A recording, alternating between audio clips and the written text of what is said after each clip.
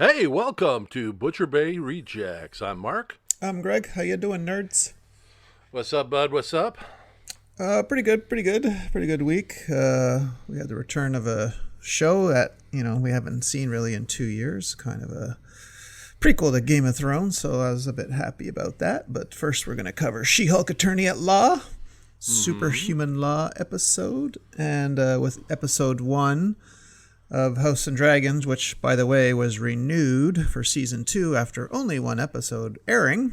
That's because it's the highest rated viewed premiere in HBO's history. So that's probably why they got renewed. And we'll cover. Well, they got to keep the ratings up if they got to keep that. Yeah, well, hopefully there's no more childbirthing scenes, but we'll get into that. Next, we'll do The Samaritan, starring Sylvester Stallone and Dasha Polanco on Amazon Prime.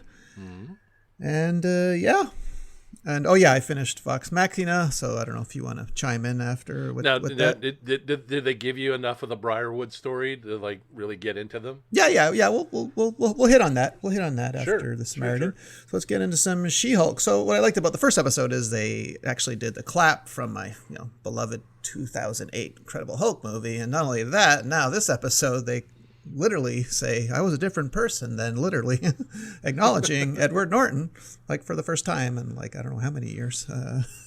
Yeah. So I thought that was pretty cool. Now, did you find that this episode was like last episode we got a lot and we were and this episode just kind of like okay, we're downshifting now. Oh yeah. Huge. Huge, big time. There were enough tiny little Easter eggs for me, but yeah, you're right. They jam-packed episode 1. We could hardly breathe, but this one, was we really find out we find out Titania is basically a strong influencer. I mean, I was hoping for a supervillain, but she's an influencer, so a metahuman influencer. Yeah. I mean, she's got to go. Okay. Well, she was dressed like one. Yeah. Did you notice? I mean, there were a lot of things I didn't notice, like when Jen grabs her phone, she's actually got Captain America's butt as a screensaver. And the whole thing when she's looking on her laptop, there's another QR code, but she's on kind of like a BuzzFeed type of article, Find Ant-Man and, where... Iron Man's 3 shoes. And then one interesting headline was Man Fights with Metal Claws in Bar Brawl, which could be either Logan or Wolverine or maybe even Sabretooth. Who knows where they're going, but Logan and Wolverine are the same guy. Yeah. Well, I mean, his brother, Sabretooth. Right. But the best headline was, why is there a giant statue of a man sticking out of the ocean, which is a direct reference to the Eternals. Because that thing is still out there and no one knows or cares. So, yeah. But other than that, nice to see Mark. I loved like the whole family dynamic. Oh, Mark Lynn Baker. Yeah, he's back. Yeah. Just like the typical family thing. I gave him your number. He wants to be a superhero too. Oh God, yeah. Oh yeah. Stop giving my number to strangers. Okay. Yeah. Now there's I saw a little buzz online where the woman next to her is her aunt. Could it be Bruce's mom? Yeah. Or is that another aunt? Well, it's true. They're never really spoken about at all, right? In all the Marvel movies. And if that's the case, then that kind of changes Bruce's origin because his father killed his mother. Yeah, that's right. So there's a little bit of a, where's this going? Yeah. I think it's another aunt. I mean... Yeah, that's possible. I mean, they'd have to really write themselves out of a corner if they're going to do that. Exactly. But, just like, oh, you lost your... Well, we've dealt with a Hulk before. It's like... Yeah. Just casual, right? No, we've had a Hulk before. Don't worry. Yeah. And then, of course, obviously the big scenes is Tim Roth, back as Emil Blonsky. And actually, from his standpoint, it makes a compelling case for himself because he thought he was going to be the new Captain America, right? And They pump him full of, not the same serum that Steve got, and then, he becomes the villain, then he sees Hulk become the hero, and, watching all this from prison. Yeah. But, yes. But then it's like Thunderbolt Ross's fault for giving him that, right? So yeah. It's like... And then in the end scene, the credit scene, they reference Shang-Chi, but I still don't know why Wong took him out of there to go in a fighting tournament. So I've been waiting, this whole 2 years now, ever since Shang-Chi, to find out why he actually took him out of there. Maybe he's one of the 7 friends, his pen pals he's talking about. I don't know. Maybe. I don't know. I don't know. And the prison's run by Department of Damage Control, who we just saw in Captain Marvel, right? So. Yeah. So, I mean, they handle superhuman affairs. Yeah. So. Yep. No, but I mean, even still, though, it's just like, I really wish these weren't half an hour. Yeah, exactly. Give me 9 1-hour shots, Yeah, if that, they're really 27 minutes, really. Yeah, because the next thing you know, we're going to the drawings, and I'm like, oh, come on. Yeah. Yeah, exactly. It's, we're here. We finally have a She-Hulk weekly TV show, and it's not long enough, Yeah. But at least we have more episodes of this than any other one. We get 9 or 10. True. So I love the end credit scenes where she's carrying all the bottles of water. Dad, I know you need to hydrate, but this. Well, I knew I was hoping that would come earlier, but I'm glad they threw that in because she could be the Jack of instead of the Jack, you can just say, hey, can you pick this car up for a second? Yeah. As she's holding it, they're arguing whether it's clockwise or counterclockwise. Yeah, exactly. No, like I said, overall this is a good show, and hey, they again set up for World War Hulk. Yeah, looks that's the way it's going. Bruce is on board the ship, and it's heading to Sakaar. Yeah. World War Hulk, Planet Hulk. Yeah, whatever, something's happening for sure. Yeah. No, this is gonna. Or Son of Hulk, in which Hulk learns he's got a son. That's true. That could be true. You never know who he... Wondering which lady sat still for that one. Okay. Jesus. Okay. Hulk like fire. Yeah. Like raging fire. Yeah. Remember, he drops his towel in that movie, right? And Thor's like, "Oh Jesus," I can't unsee that. Yeah.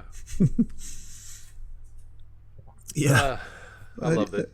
Yeah, great show. Very good show. And of course, she just gets better and better. Tatiana Maslany, And oh yeah, no, she's perfect for this. She's like completely perfect for this. Yeah, and it's funny how when he asks her boss. When they're in the bar called Legalese, good pun by the way, not many people would have thought of that, but when he asks her to go back from She-Hulk to her normal self, now the alcohol's affecting her. So I thought that was a nice little touch because we learned from the previous episode, right, that she gets a hangover, right? So as a Hulk, she can hold her liquor. Yeah. But as soon as she reverted back to Jen, the hangover. she was instantly like drunk. So I like that they included that because most people might have skipped over that or forgot about it. No, this is one of those shows you could just watch over and over and over and just really enjoy it each time, Yeah, I'm starting. I've watched this one twice as well to see if I missed anything the first time. And it's an easy watch. Yeah. I'm looking forward to her interacting with the other Avengers. Like this is going to be fun. Oh, yeah. I mean, her in a full-blown Marvel movie. Oh, Jesus. Yeah. Unleashed, off the chain, off the leash. Yeah, that would be awesome. Have her standing between Hawkeye and Ant-Man and just be kind of like looking down at the two of them like going, yeah, okay. Yeah, in a perfect world, somehow we get Captain America back and she's just checking out his butt and I don't know. Jen, okay. I heard eyes something up about here. You. Yeah. Captain America fucks. I've seen so many memes. Oh, yeah. Since that came out. For sure. Yeah. All right. So you ready getting some House of Dragon? House of Dragon. So long story short, this takes place roughly 178 years before Daenerys Stormborn is born.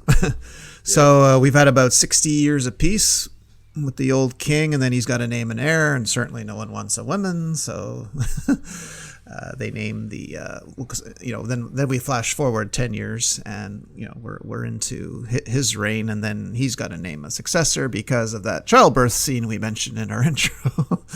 Goes horribly wrong. But jeez, who'd have thought a C-section didn't work? Yeah. And so it looks like, and because they've had peace for 60 years, they have dragons, right? So no one's stupid enough to attack them. But it looks like this is gearing up for a civil war, right, amongst the Targaryens. It looks like the Targaryens gonna go at it, and that means dragon against dragon.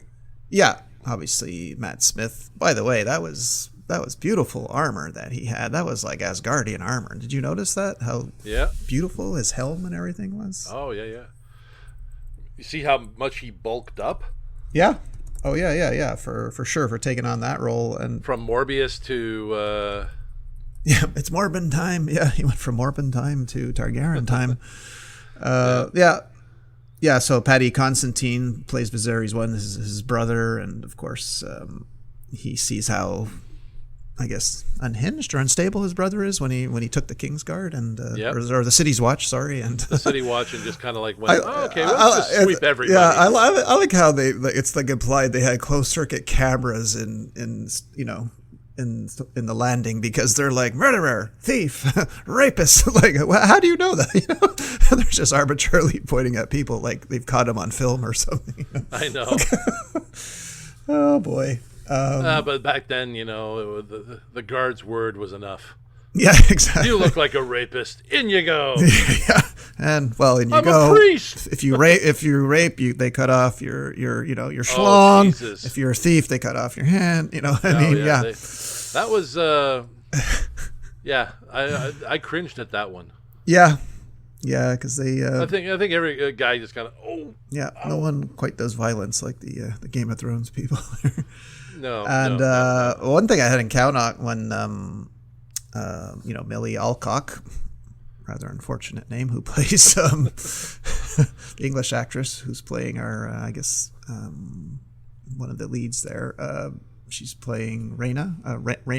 They're hard to pronounce these names, right? Rhaenyra Targaryen.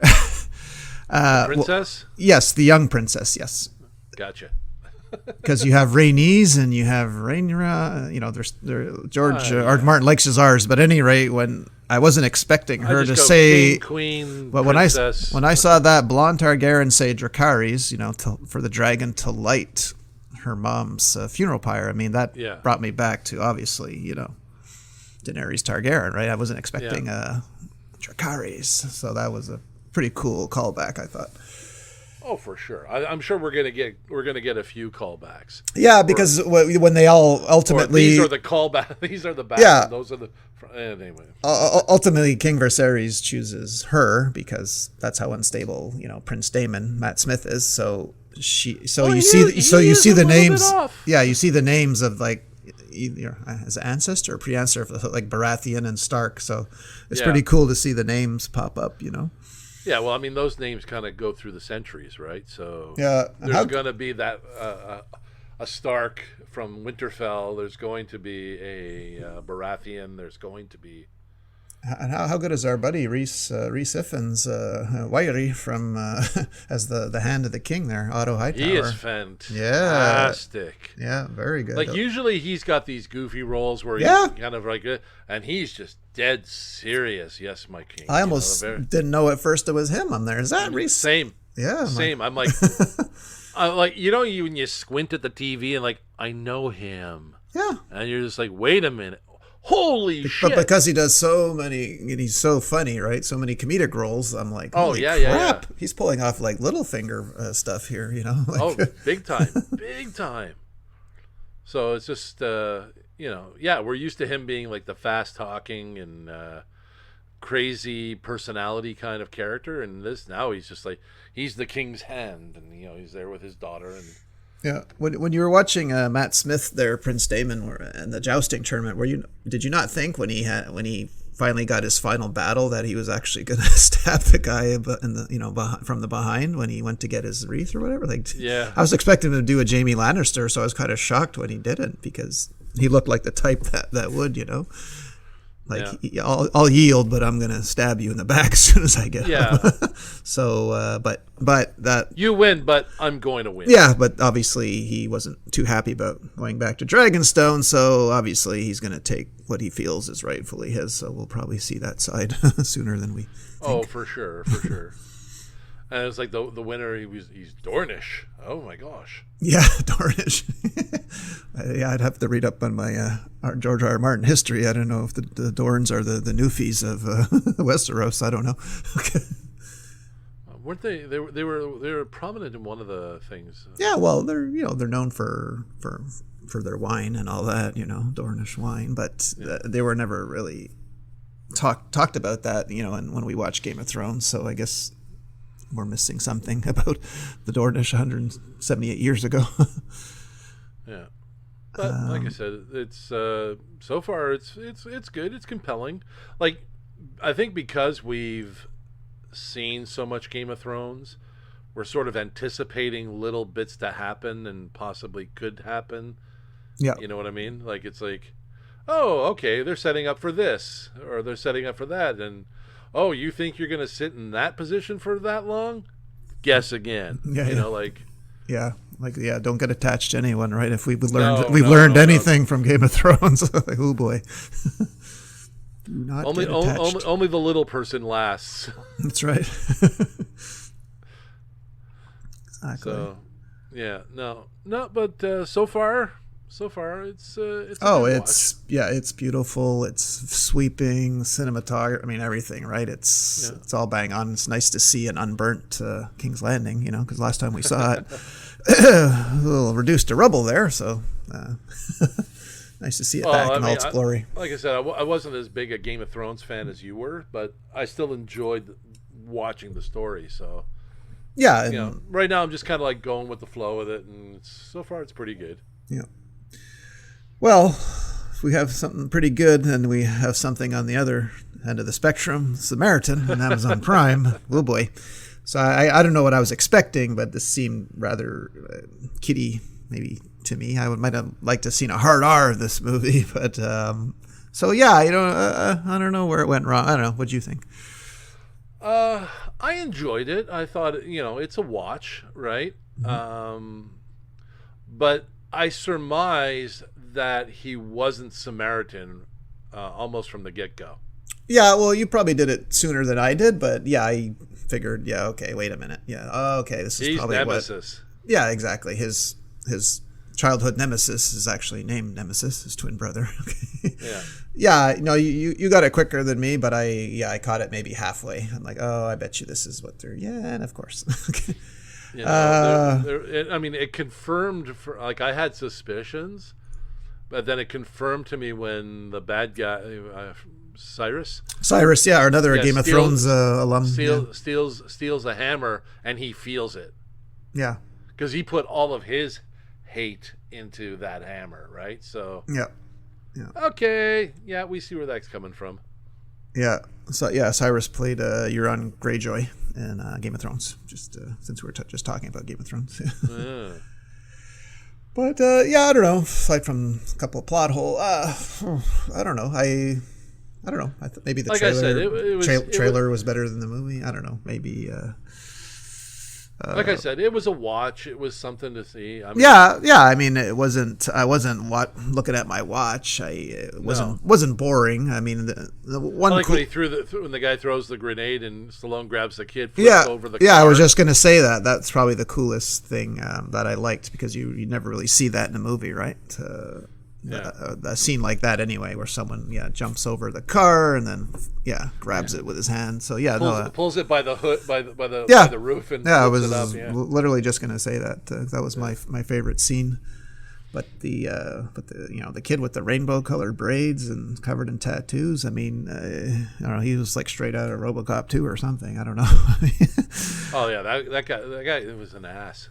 Yeah, I wanted to see him get pounded. Yeah, exactly. You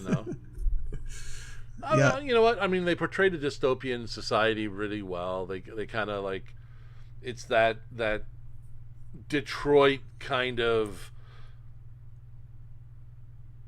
we everything is kind of lost and so on. So it's like the streets are a bit of a free for all. Yeah. Yeah, like I said, it's a watch. It's They've okay. clearly failed that city. Yeah. Yeah, they have failed that city. So I mean,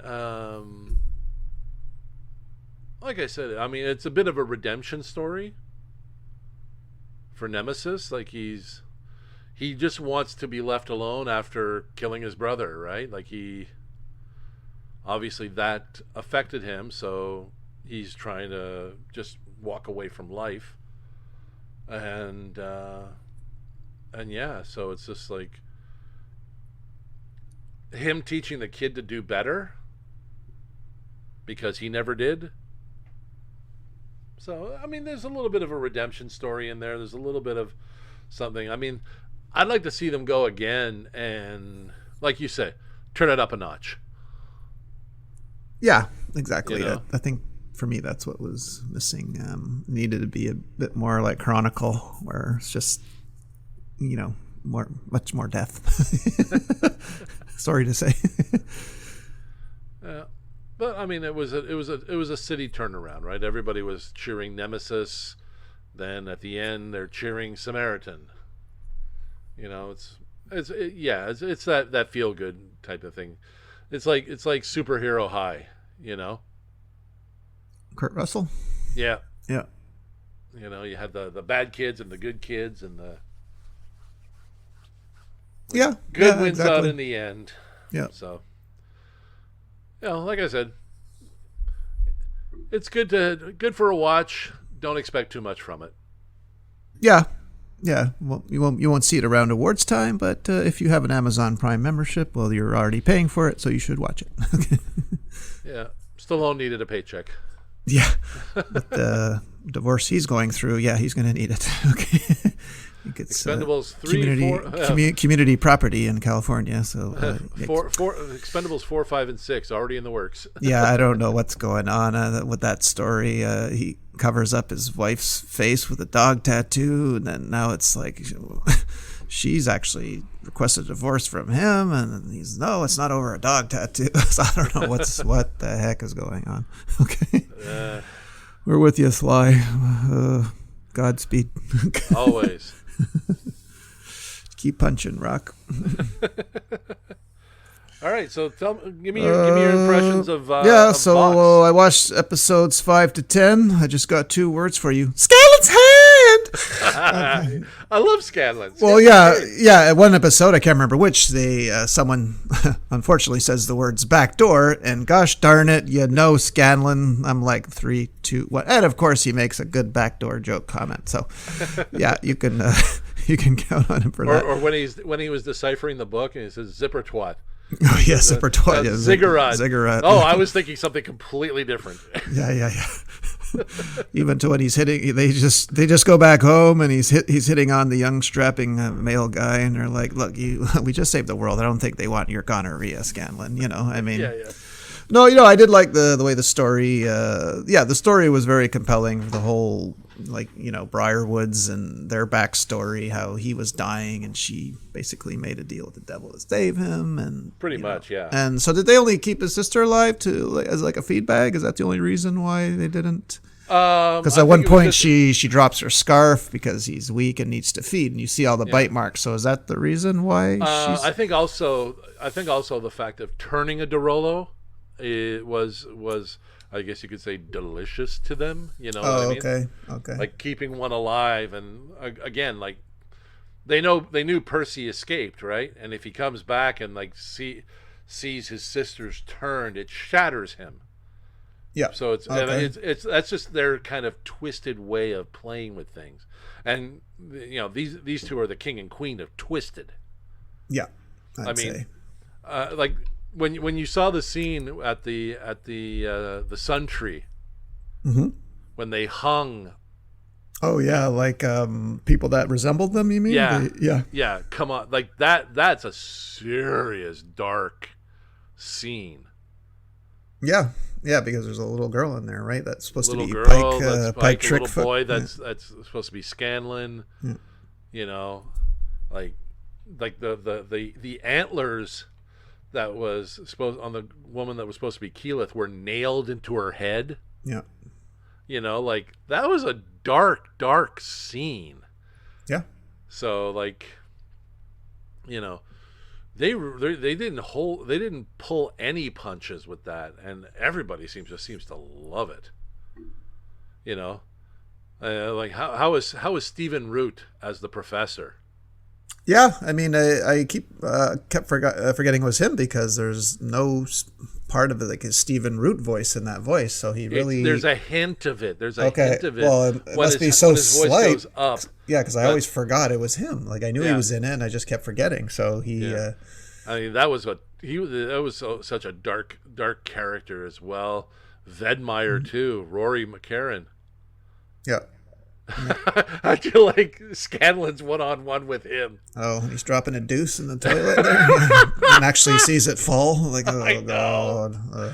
It's like, this is great. Like that's what I loved about it. Like they didn't hold back on anything, right? Yeah. So it's like, even when they're on the roof, and he's like, "There's one thing I learned about the brothels. It's not how big you are; it's how you use it." And it just like blast right from his crotch. Yeah. Well, I tell you, I would like to see a live action, or at least part of the movie, like the whole Percy and the pepper box gun he creates and the demon Arthur. I would love to see, because I love revenge movies. So, and to me that was the best part of the story, because how the names would appear on the side, would burn into the which into you the never see in a movie, right? So this is why I think it would be a good live action. Oh, for sure, if they could do it. Well, that's just it. It's like, once you see, you're thinking like the Briarwoods are the big bad, when you realize it's like their big fight only comes afterwards with Percy's demon. Yeah. Yeah. But I mean, my favorite character is still Grog. Yeah, Grog. Oh, he jumps into something. That'd be crazy, dude. And he's already got his clothes off, and he's jumping into the vat of acid. I know. I'm going in. Grog, you crazy asshole. Lord. Yep. No, like I said, they do so well with these characters, and I mean, obviously, before the show came, they did years of character development for these characters, which is why they jump off the screen so well. Yep. They've been playing the game for years as these characters, so it just feels natural when they come about. So it's just like, and everybody plays it so well. I mean, like you said, we got Scanlan there that you just want to hear what's going to come out next. He's like, beads. Oh, I don't have time for these. Or when they're chasing the wolves that have Scanlan, and the wolf shoves a tongue down his throat. Yeah. It's like, shoot him in the head, shoot him in the balls. No, shoot him in the dick. He goes, Vax, nobody busts balls like you. And how about that last shot, like seeing 4 dragons flying towards a city? It was like the dragons going to Dragonstone in Game of Thrones. It was a good, nice shot. So I guess that's season 2, huh? I'm thinking. Because, I mean, like I said, I love this series. I can't wait for season 2 to come out.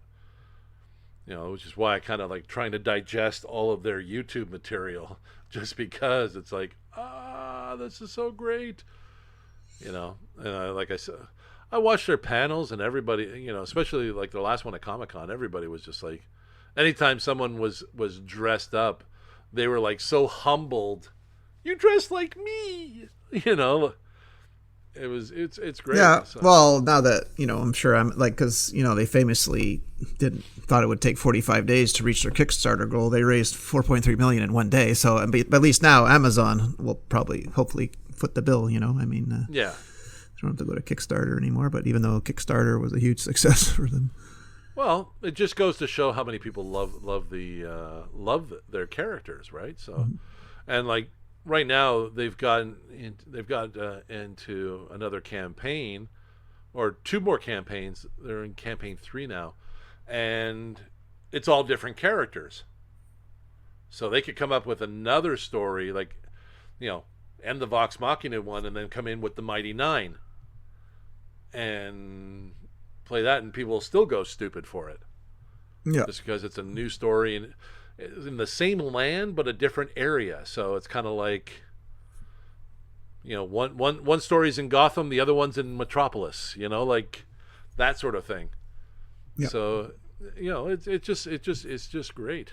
Like I said, I've watched this so many times, and I'm still trying to remember all the little tidbits of everything.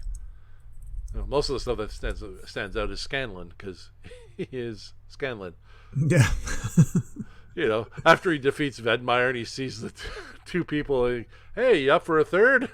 And it's two zombies. Yeah. Yeah, that's right. Lord. A whore. Yeah, we don't need to hear your horror stories. A horde. Yeah.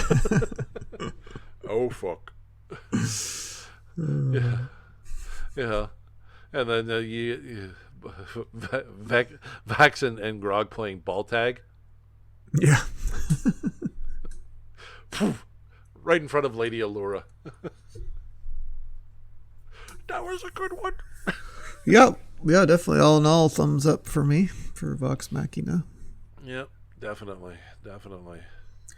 So, yeah, I do. This one should bring a smile to your face because I know for 2 years, after 2 years of scheduling conflicts, Jeffrey Dean Morgan has finally joined the cast of The Boys Season 4.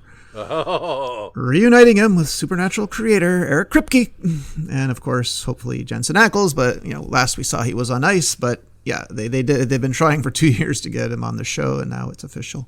He's joined the cast. Oh, this ought to be so he'll be on his own Walking Dead show and The Boys simultaneously when these things air. busy boy. Yep. Boy. And also DC news: Shazam and Aquaman got shuffled. So. Yeah, we're not getting Shazam now till March 2023. Ooh. And Aquaman even later down the pipe. Are they doing edits to it, or are they just pushing it back? They haven't really said the reason. They just said this is what we're doing. Of course, now the Flash is kind of they're turning that around, or the storyline now that Ezra Miller is in treatment and he's met with DC executives, so. They're scrambling to save the movie because of what happened with Batgirl, right? So they don't want another bad press situation like that. So at least they can say, yes, he's seeking help. And so I guess on the surface, they're doing the right thing. But no, they didn't really give a reason why the shuffle. But you'll finally be able to watch Thor: Love and Thunder when it streams on September 8th. Yes. So you'll finally watch it and then review. And as I said, yes, House of Dragon was renewed immediately for season 2. And that's all I got. Yeah. Oh, cool. Oh, by the way. Oh, wait. Sorry, I got one more. This probably show you want to watch. On November 3rd, Netflix has a new show called Blockbuster. 10 episodes, and it's based on the last Blockbuster in existence and the staff that worked there. So it's a comedy. Comedy in the video store. Yeah, Melissa Fumero, gorgeous actress from Brooklyn Nine-Nine, is one of the main stars. So yeah, there's no trailer yet. They just released some stills, so I thought you might like to watch that since I know you work in a video store. And yeah, well, let's just say, work in a video store, we all love Clerks. Oh, by the way, Clerks is coming to Montreal. Yeah, I saw that. Yeah, just for laughs. So I'm kind of like, okay, that's when, October? I can't remember the date, but I saw that. Yeah, the cities that were at it, and I saw Montreal was there. So I think I'm definitely down to go check that out. Because hey, Kevin Smith Q&A after. Yeah, I saw him just for laughs about 10 years ago, and it was fantastic. They even told us, don't ask him to sign anything at the end, but we all rushed the stage, and he did graciously sign. And as he's signing my book, to my left, I hear a girl's voice, "Can you sign my beaver?" And I I gulp, and I look, and she's got like a stuffed animal beaver, and I'm like, oh, phew. Okay. True story. Yeah. Gotta love it. Yeah, he did too. But you got a chuckle out of that. Oh, I'm sure he did. Anything, anything sexually based, he'll get a big Yeah, and somebody kick brought out of him it. a box of Timbits and he inhaled them. Well, no shit. Oh, going back to Vox Machina, McFarlane Toys is doing their action figures. Well, they got the right guy doing it. I've already have Vex and Percy. Those are the first two out. Does he come on his pepper box gun? Yep. Okay. Yeah, it does. They're really nice. Oh yeah, it's McFarlane. And Vax and Keyleth are next. Those are on pre-order right now. Yeah, Grog would make a good one too. I'm waiting for Grog. I want Grog. I love Grog. Now the thing is, are they going to pair Grog with because they seem to be releasing them in twos, right? Mm-hmm. But I'm wondering if they're going to have like a Pike and Scanlan pack, and then Grog with maybe Trinket. Yeah. Who doesn't want to have Trinket along? Yeah. Oh, Trinket! Yeah, boy. No doubt. The detail is probably the best of McFarlane. They went to the right person, so I wonder if McFarlane went to them. I don't know. I don't know how. If same for Fortnite, I don't know if he went to Fortnite or they went to him. I'm not sure. I know he was very happy when he got the Fortnite line. Yeah.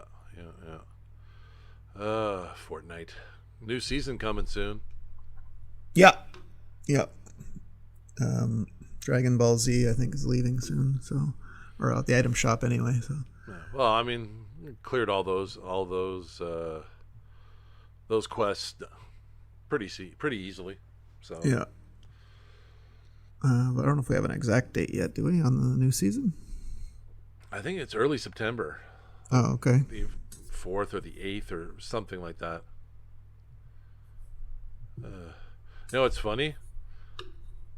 We used to complain a lot about the builders and build mode and all that sort of stuff, and then we go to the no build mode. Now all the shithead cheaters are all in the no build mode and go back to the build mode and end up winning. Yeah, I've experimented with that a little bit, and I found there's not much building in build mode, like especially in the final three. Like I was like, what's going on here? Like, well, won 3 out of 4 today, so it's like, all right. And like with the Kamehameha in build mode, that ain't lasting too long.